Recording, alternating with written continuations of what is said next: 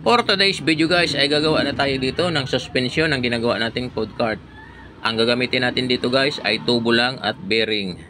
Ito yung tinatawag na DIY. Mapapansin natin guys na ang ginagawa natin dito ay pinapasok-pasok ko yung bearing. Subalit sa kasawiang palad ay maluwag. Pero mayroon tayong gagawin dyan. Kaya naman panoorin mo hanggang dulo upang ito ay matutunan mo.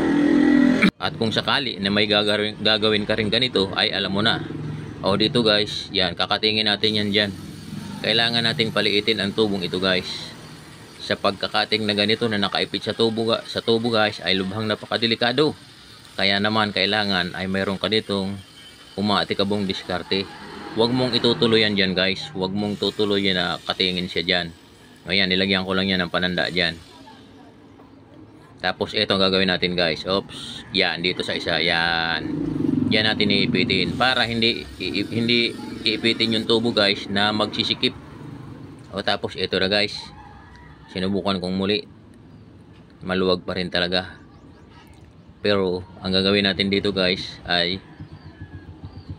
iipitin na natin ito. Pero lalagyan natin yan ng spacer sa loob guys.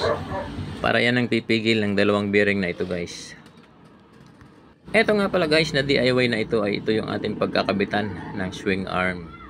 At dito nga guys ay atin na itong inipit pero kailangan nating siguraduhin na papasok itong ihi na ito. Kaya naman bago natin ipitin o bago natin higpitan ay kailangan nating ipasok itong ihi para masigurado natin na hindi sila salisi. Tapos dito guys ay tatanggalin natin yan para naman hindi marumihan pagka yan ay welding natin.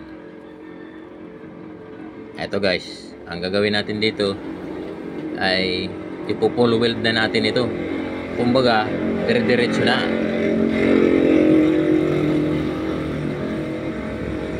At dito guys, ang gagawin kong welding dito ay hanggang gitna lang muna.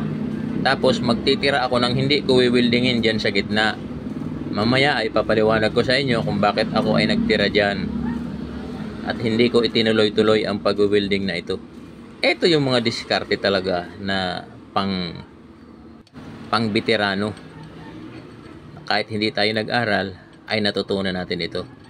Ang gagawin natin dito guys ay wiwildingin natin pero bubutasin natin upang sa ganun yung spacer na tubo ay dumikit o kumapit dyan para naman magsilbing stopper dito sa bearing na dalawang ito. Ayan guys, mapapansin natin na nabutas na yan dyan. Kailangan natin butasin yun. Tapos pagkatapos natin itong